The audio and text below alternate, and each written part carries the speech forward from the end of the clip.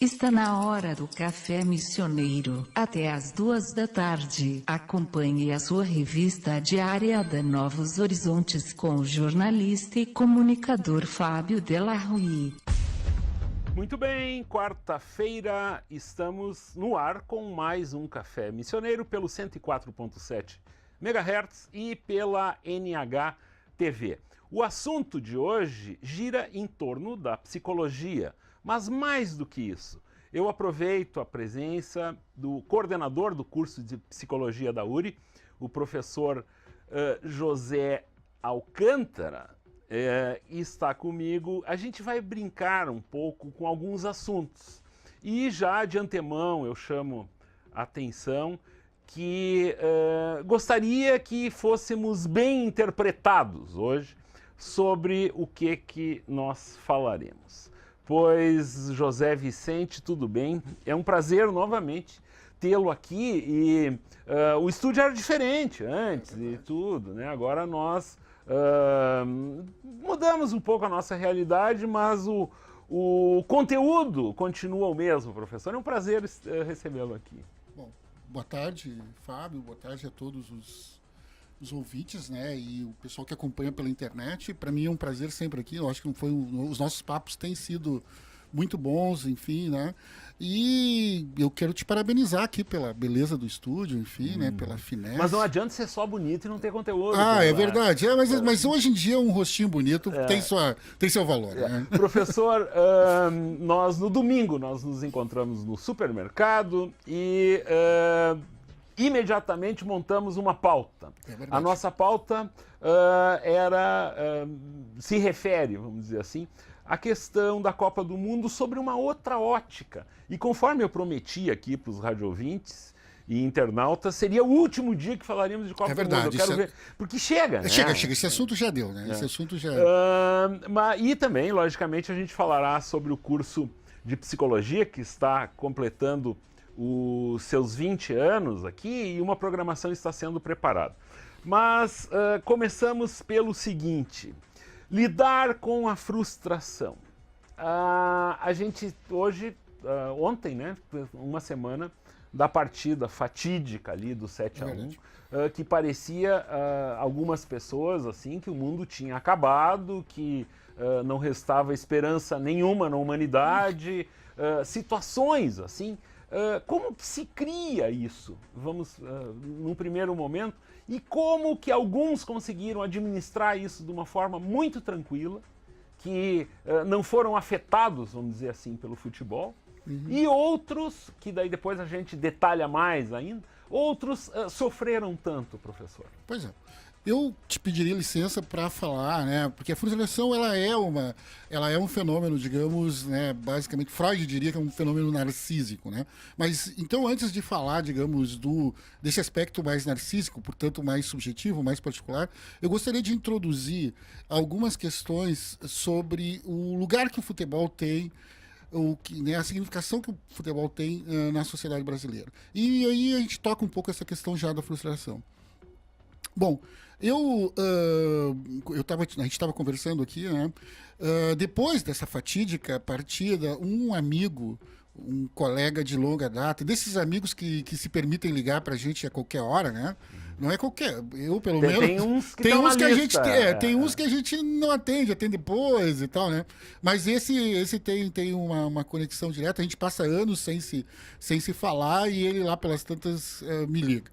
Então esse meu amigo me ligou e disse que ele foi um pouco, a gente conversou um pouco, né? Mas laconicamente ele me largou uma. Assim, ele disse assim: olha, nós precisamos modernizar as nossas relações. É isso que eu estou sentindo agora, né? Então você veja bem, ele não estava sentindo uma frustração em torno do score, enfim, apesar de ter sido, né, uma paulada, né? Uma 7-1, né? Mas ele não estava falando disso, enfim, né, dessa questão do score propriamente dito, ou do mérito propriamente dito da partida de futebol e do futebol, né? Ele propunha então uma outra pauta, né, para usar um termo que tu utilizas. E aí assim, eu fiquei pensando sobre isso, né? Sobre qual é o lugar que o futebol pode ter ainda na nossa sociedade. Nós podemos comparar duas situações bastante distintas, mas que têm uma aproximação, que é o Maracanaço, de 1950, né, e agora e o Mineiraço. Em 1950, nós éramos uma sociedade bastante primária, por exemplo, né? Uma sociedade agrária ainda, né? Rural, uma sociedade que não começava uma industrialização ainda incipiente, né? Era um país, de fato, né, que tinha tido alguma relevância pela sua participação na Segunda Guerra Mundial, né?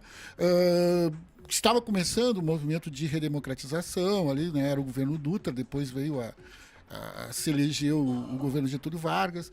Enfim, se criou uma mística, e aí foi um colega teu, e que também é um cara que é um intelectual, na verdade, né? Um dramaturgo, enfim, e também apaixonado por futebol, sabes de quem eu estou falando, de Nelson Rodrigues, né? Que se criou algumas místicas, algumas consignas para interpretar essa questão, né? Porque, de fato, o futebol ocupava um lugar de esperança e de expectativa da construção de representações da nação brasileira nesse momento. Então, é daí que surgem os termos tais como a pátria de chuteiras, né? O complexo de vira-latas, que era aquela ideia que se deu, assim, que foi uma interpretação de 1950 por termos perdido a Copa, né? Bom, então se tu não sabe, nós nunca vamos conseguir fazer nada direito, né? E que depois, então, se redimiu em 58 com a primeira conquista, né? Da Copa. Mas, enfim, o que eu tô querendo dizer é que naquele momento, sim, o futebol representava muito, né? E a gente até nem falava, né, que as pessoas não saíram frustradas, elas saíram ilutadas, né? Um pouco, aí a gente vai ter dois conceitos psicológicos que são um pouco diferentes. E se relacionou muito também, por exemplo, estabelecendo já um comparativo, que são situações absolutamente diferentes. Uma situação de um grupo que lutou muito e acabou por um detalhe, né? Inclusive o próprio goleiro Barbosa tem um filme, um curta-metragem gaúcho, que conta um pouco, tenta dar uma ficção. Desse herói. Ele é um herói trágico. A história do Barbosa caberia bem, essa narrativa caberia bem lá nas tragédias gregas, né? Mas eu acho que a gente não tem que entrar nisso, porque senão isso dá um programa só. Eu acho que a gente pode. Me desculpa, mas eu acho que a gente tem que. Não, claro. E a situação de hoje, que não que se apelou para uma outra coisa, né? Por um chororô. São outros elementos que nós temos, né? Então, pulando, né, aí 64 anos, né, nós temos um país diferente, né? O próprio futebol, ele tem um lugar diferente na sociedade brasileira, né? Nós temos outros interesses. A sociedade brasileira se complexizou, virou uma sociedade moderna, né? Claro, ainda com alguns bolsões, né, de resistência à modernidade, mas nós podemos dizer que o discurso hegemônico no Brasil é um discurso de modernidade, né? E o futebol, ele então, diante dessa sociedade plural, complexa, ele é um dos elementos, né, de marca da cultura. Mas ele já não tem ele já não é esse elemento completamente galvanizador que, por exemplo, o discurso da mídia quer impor, né? Mas, bem, antes de começar a falar da mídia, eu acho que cabe aqui uma análise política rápida, né, para a gente não entrar. É preciso que se diga que os políticos também acreditam nessa, ou pelo menos querem acreditar de que, de fato, o futebol vai mudar algumas coisas ou vai engambelar o povo, quando, na verdade, isso nunca teve colocado. Quem propôs essa narrativa, e aí não dá para pensar que é a oposição ou a situação, né? Porque o próprio Fernando Henrique disse que em 98 e 2002 ele tentou, sim, trazer a Copa para o Brasil e fez grandes esforços.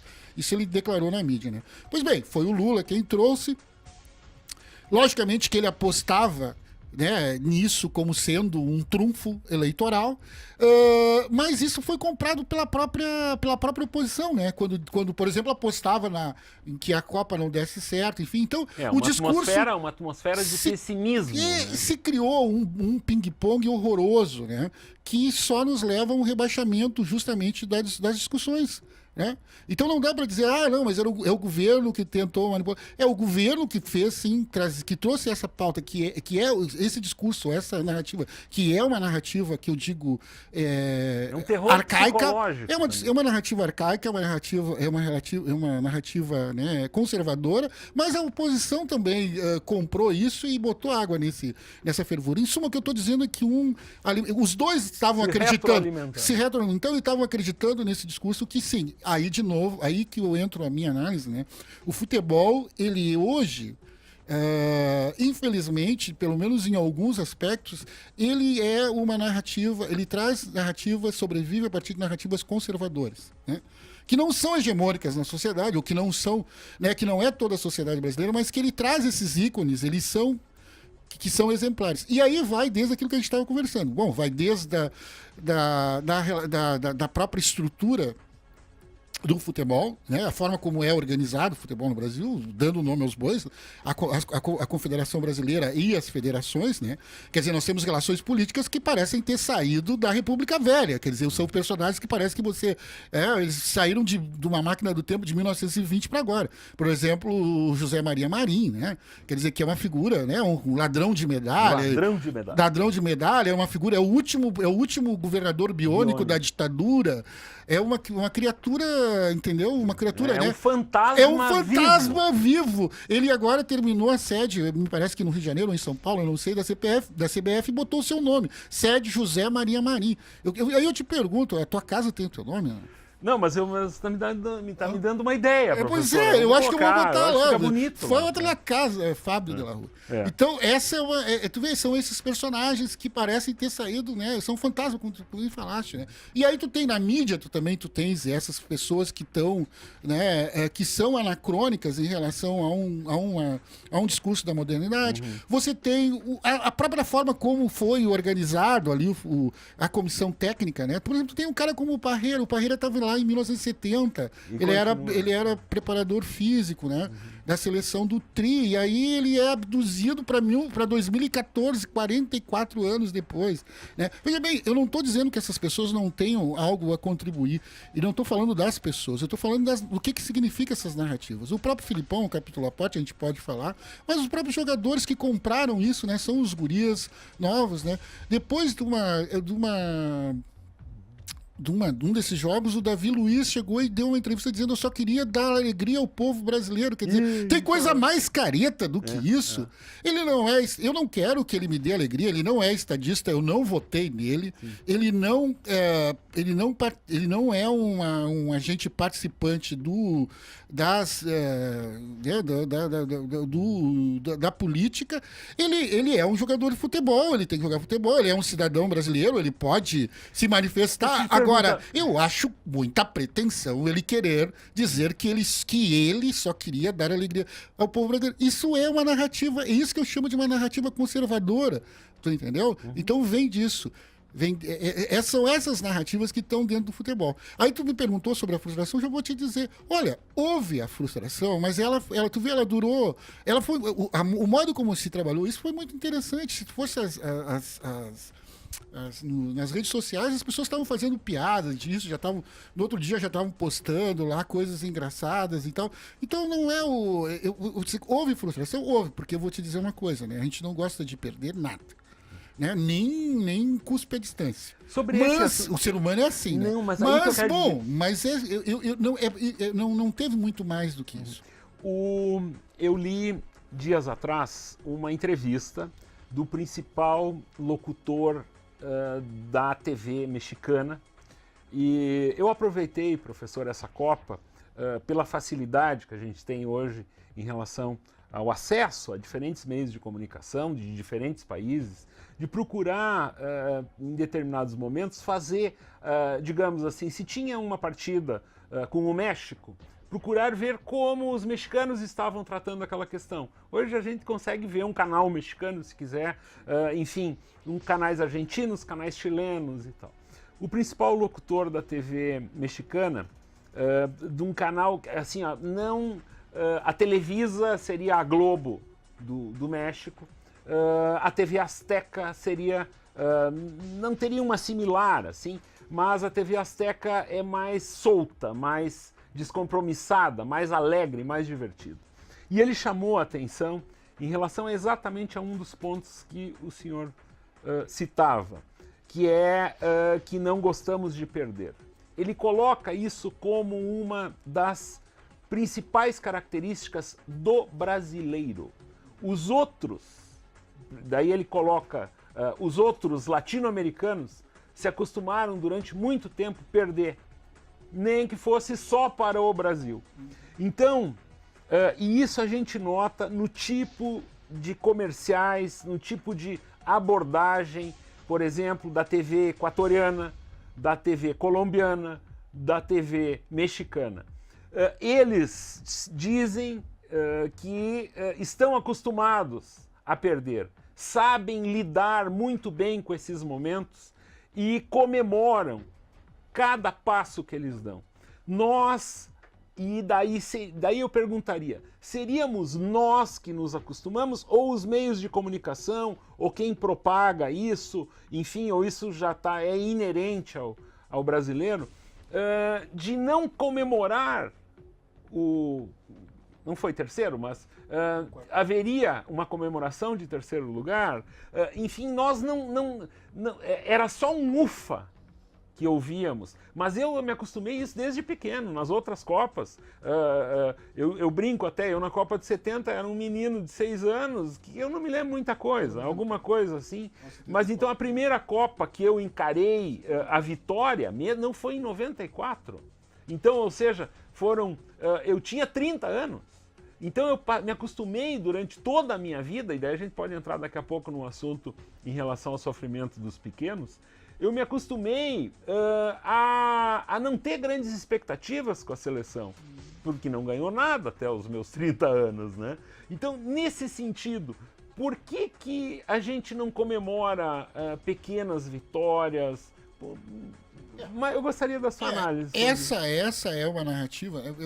A gente tem que tomar cuidado, né? Para não, justamente, o meu objetivo também, quando eu estou trazendo aqui, é que não fazer ilações muito grandes, muito ambiciosas, né, do discurso do futebol para uma análise da sociedade como um todo, né? Certo. Eu acho que a minha tese também é essa, quer dizer, o futebol ele pode ser uma analogia, ou ele pode representar algumas partes da sociedade brasileira, né?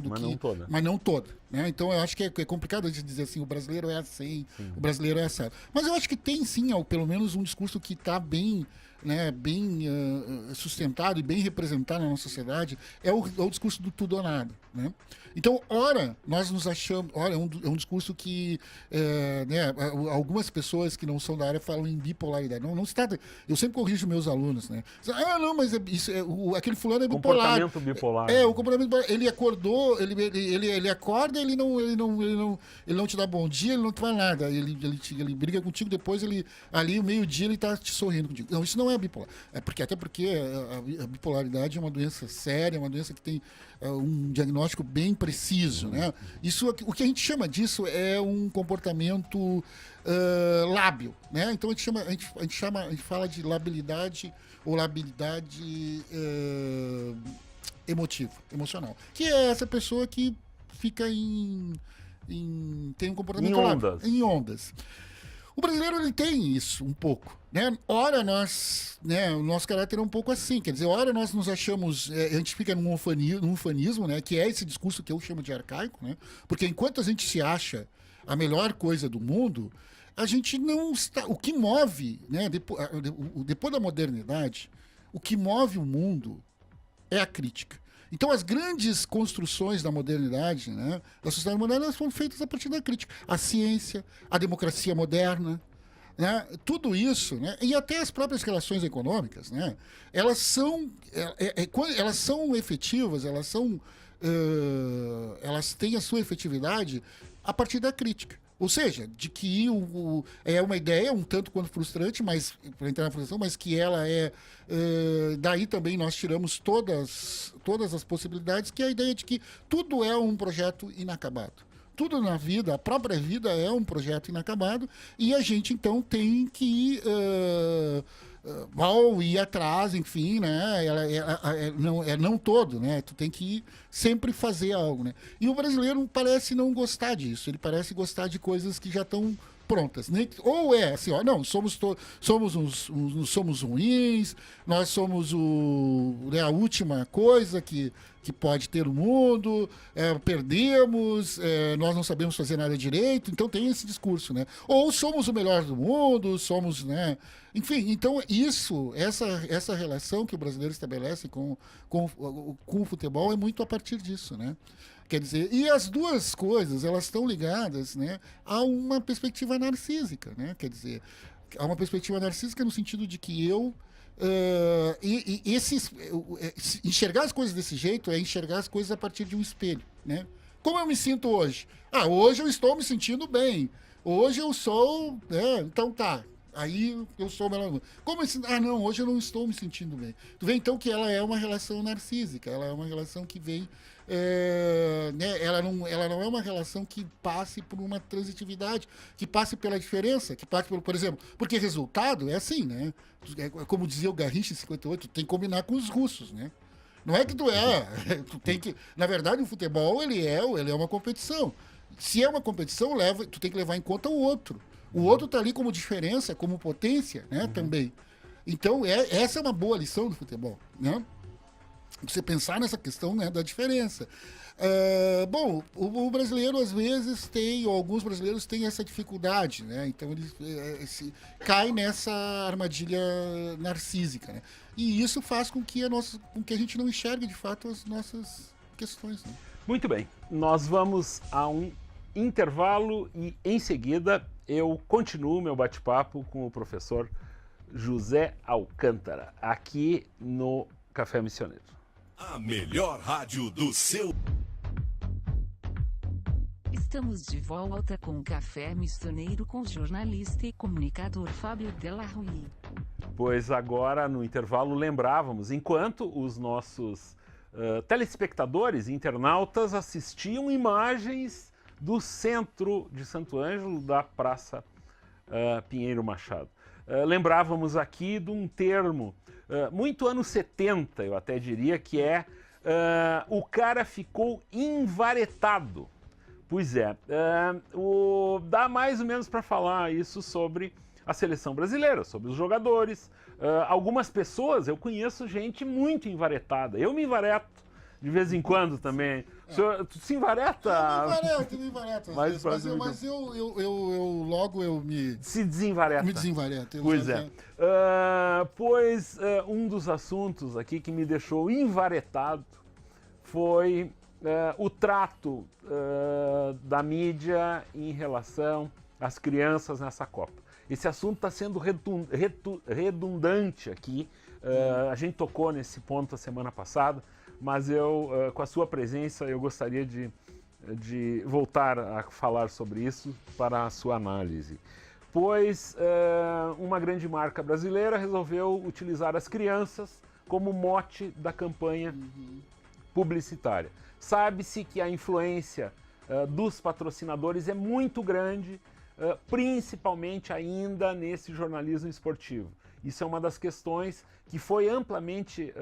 ainda bem que isso também surgiu para que os meios de comunicação, ou hoje os sites ligados a essa análise da imprensa, eu citaria até o Observatório de Imprensa como um desses sites, levantaram essa questão que um dos únicos segmentos ainda do jornalismo dominados pela pressão da mídia, ou seja, não é raro a participação de alguém ligado ao departamento comercial numa reunião de pauta no jornalismo esportivo. Isso dizem que ainda existe. Em outras áreas do jornalismo isso já foi abandonado. Existe uma autonomia ou uma separação do jornalismo da área comercial. Isso nos grandes veículos, porque nos pequenos a gente sabe que é tudo meio junto a coisa.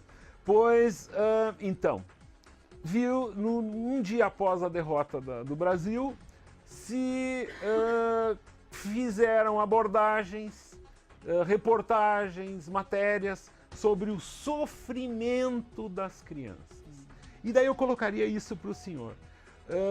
Como o senhor enxerga uma questão dessas, sabendo que existe, que o sofrimento verdadeiro é muito pior do que um sofrimento por causa de uma partida de futebol?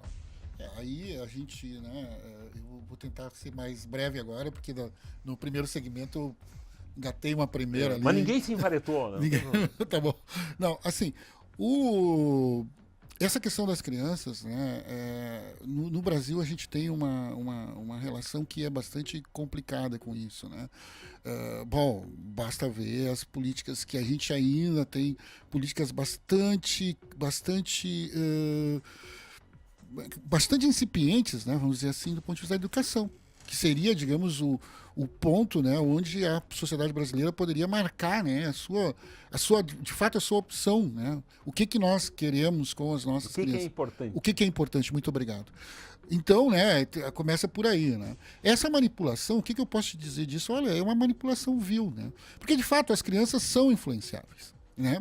As crianças, elas ficam esperando, né, uma narrativa que lhes se apresente do outro, né, dos adultos, começo, meio, para que Isso. E para que elas usam então essa narrativa do adulto para dar conta das suas próprias realidades, dos seus próprios sofrimentos, enfim, né? Então, se apresenta uma narrativa pueril como essa, né, é rasteira, porque, bom, um jogo, as crianças lidam bem com o jogo. As crianças utilizam o jogo, né, seja o game ou o play, né, que é o brincar em português, né, elas utilizam justamente para dar conta, porque elas têm um sofrimento inerente ao próprio crescimento, né, o sofrimento normal, digamos, da própria infância, né, porque elas têm que se haver com o mundo, elas têm que se haver com as suas exigências internas e tal, e o brincar é um meio que as crianças utilizam para justamente elaborar esses sofrimentos, né. O outro, claro, são as narrativas que vêm dos adultos, que vêm dos pais, dos professores, dos outros significativos, né? Então, utilizar isso, né? Utilizar esse sofrimento das crianças, né? Em prol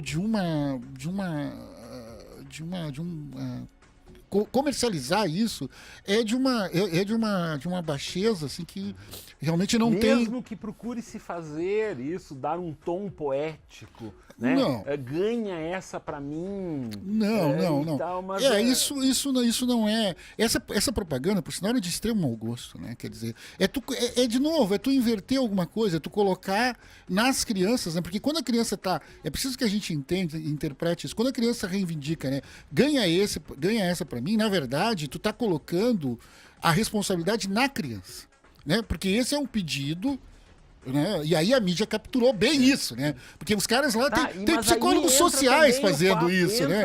Isso é coisa de profissional. Mas entendeu? Não é? O papo também do Davi Luiz. Exatamente. É a mesma coisa. É a mesma coisa, exatamente. Ele diz exatamente isso. Por isso é que eu tô dizendo.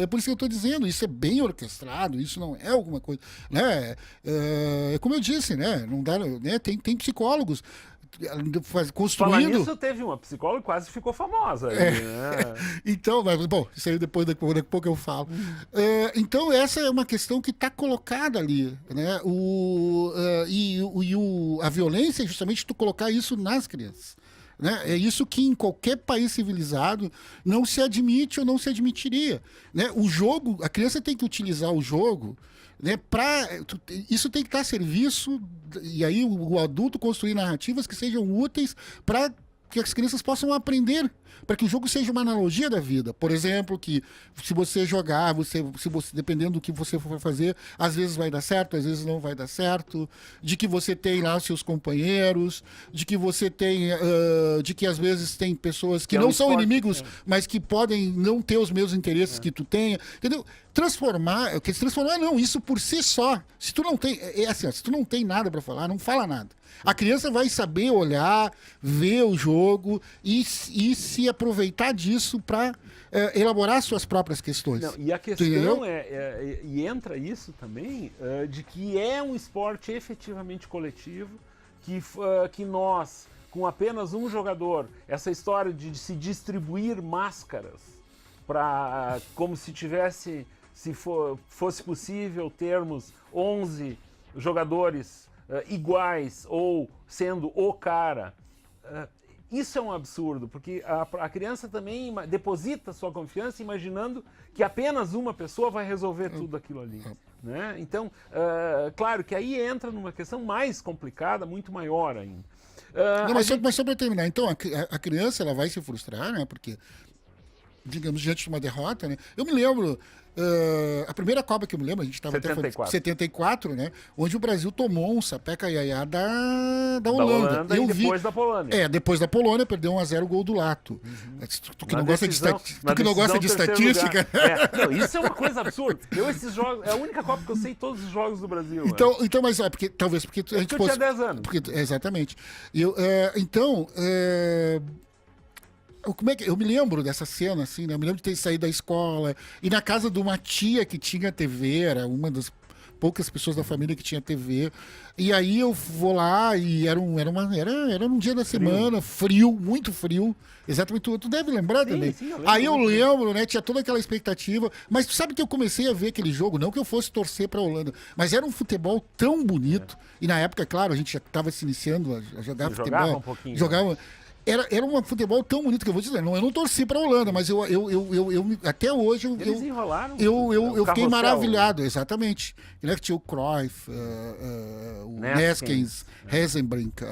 Nós parecemos comentaristas. Tu viu? A gente já caiu naquela história dos dados, né? Vamos sair disso. Mas tu entendeu? Mas essa é uma ideia. E aí é para te dizer que essa cena, ela ficou gravada na minha memória, mas serviu. Tu entendeu? Naquele momento eu entendi o que era uma vitória, o que era o melhor. Tu entendeu? Aquilo ali, de alguma forma, né? O que é até, né? Claro, dentro daquilo que eu consegui entender, o que é um espetáculo. Né? São várias lições que as crianças mesmo, elas constroem, tu entendeu? Então é isso que eu digo, se não tem nada para dizer, não diz isso. Né? Agora, é claro que as crianças são consumidores e tal, né? É claro que os caras tinham interesse, né? Então, isso na propaganda, então na publicidade, os discursos são construídos, eles são profissionais, tá bem? Tudo bem. Pois o nosso último assunto aqui ainda, que foi o primeiro sugerido pelo professor, num dos corredores das gôndolas do mercado, ele disse para mim, eu quero falar sobre o Galvão. Pois a minha modesta opinião sobre o Galvão é a seguinte, professor, e daí a partir daí a gente encaminha o fim do nosso bate-papo. O Galvão, ele construiu uma forma de se narrar o futebol no país. Eu sei e gosto muito da forma como o senhor vai interpretar isso em seguida, mas, acima de tudo, ninguém conseguiu, nesses últimos 30 anos aí, e aí que eu acho que está uma das grandes questões a serem discutidas, ninguém conseguiu se apresentar para o lugar do Galvão.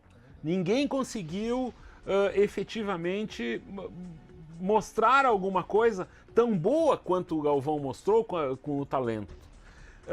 Embora isso prejudique a própria renovação.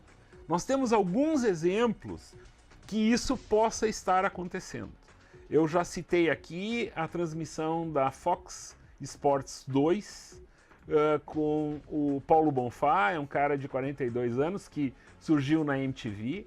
Aqui no Rio Grande do Sul nós temos um exemplo, colega do Serginho na faculdade, que por muito tempo narrou pela Ubra TV e hoje é contratado pelo Premier.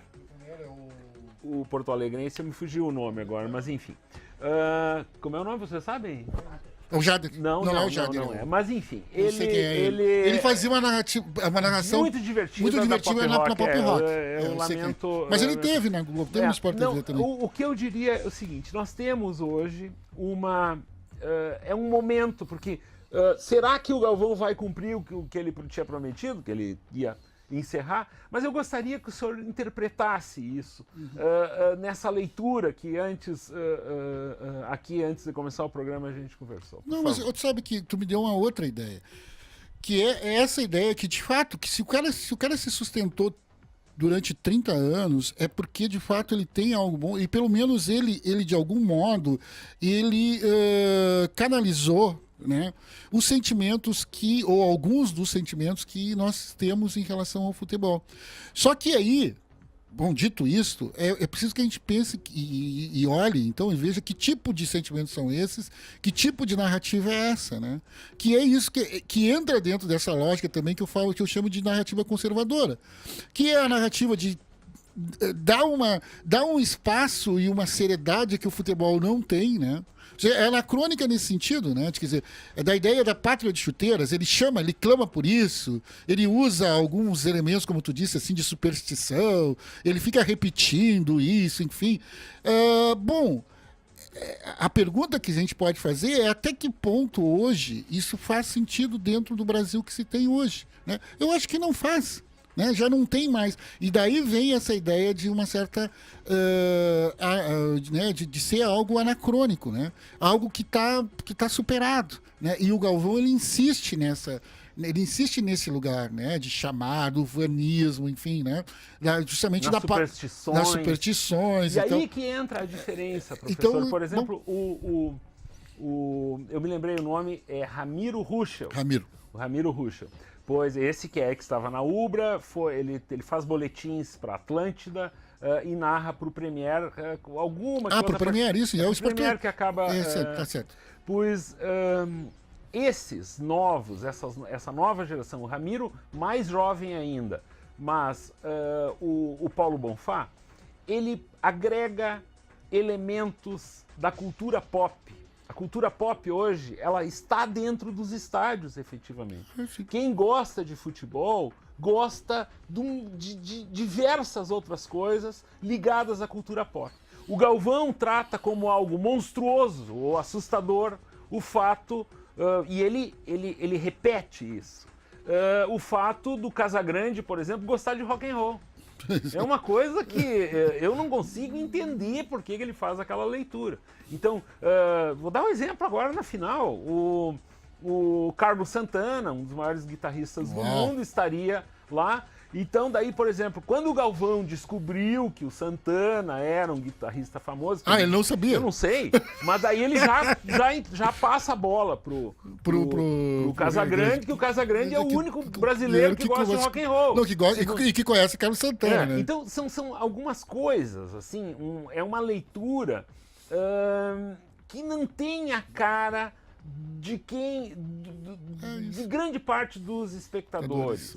E aí que eu acho dessa questão da identificação, essa segmentação da narração, eu acho que o ideal seria no futuro, e isso já aconteceu nessa Copa, não sei se por ser no Brasil, mas nós tínhamos na TV 8, 10 opções de narração, que se difere de algumas outras Copas anteriores aí, que tínhamos 3 ou 4 no máximo.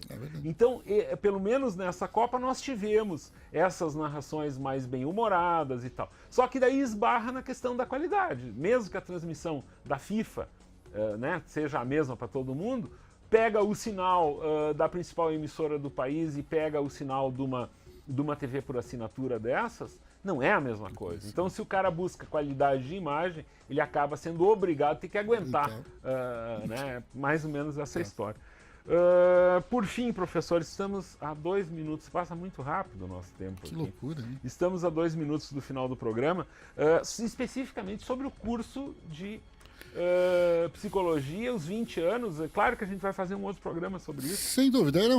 A minha ideia aqui era só anunciar, né, fazer um anúncio inicial sobre os 20 anos. Então, ao longo desse ano a gente vem fazendo, né? Já fizemos um primeiro evento que foi mais interno, mas nós teremos um dos grandes eventos, vai ser a Semana Acadêmica, junto com a enfermagem, que acontecerá agora no final de agosto e que terá como tema central o SUS, né? O Sistema Único de Saúde. Então é uma discussão que interessa a toda a comunidade, né? Nós traremos palestrantes importantes e tal, e promoveremos um debate importante, né? Um debate interdisciplinar. Então a gente está anunciando isso vai estar aberto a toda a comunidade. E oportunamente eu vou vir aqui, porque eu acho que isso merece um programa. Né? Hoje era esse bate-papo aqui mais sobre a pauta. Despretensioso, mas enfim. Muito bem. Eu tenho uma notícia na manhã de hoje, e ela está postada no nosso site, é algo que preocupa. Insatisfeitos, 13 municípios querem a divisão do Coreia de Missões.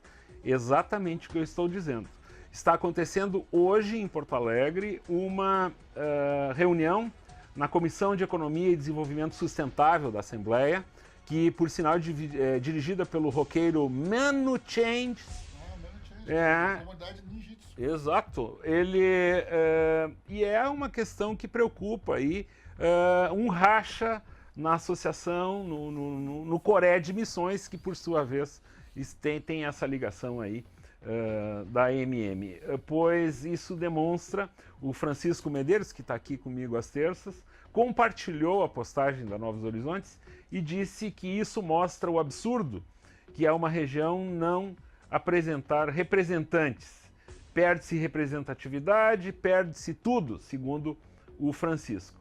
E o que surpreende é que Santo Ângelo não esteja mediando essa situação para uma unidade regional. Então, é isso aí. É um assunto que está começando, a discussão vai começar agora. Mas o pessoal pode ser que volte de Porto Alegre já com uma decisão. Este foi o Café Missioneiro desta quarta-feira. Eu retorno amanhã com a participação do pessoal do Sebrae, que já está agendada. Então, boa tarde. A Vivian comanda a tarde da Novos Horizontes com música boa. Até amanhã. A melhor rádio do seu rádio. Novos Horizontes. O rádio. Novos Horizontes. FM.